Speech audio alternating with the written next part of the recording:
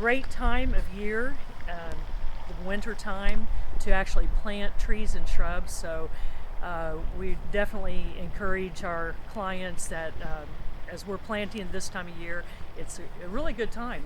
It makes the trees really happy. They're dormant, and the shrubs too. So we move up into this area.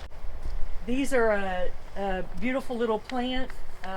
We've got peewee, oak leaf hydrangeas in the back, mandina. Coming around here, liriope. And the red flower is specific to winter, and that is the cyclamen. So it really kind of makes things pop. And then we have complementary plants, the same on this side as well. Another Shantung maple, crepe up by the wing wall, and in this flower bed that circles the tree, we have purple winter creeper.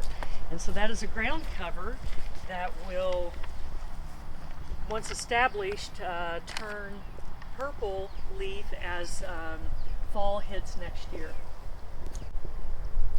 So if you're looking to update your landscape, we encourage you to give us a call. Speak to us in the office. We will connect you with our landscape designer as well, and our team can go to work for you and transition your front or backyard into a beautiful environment you enjoy as well.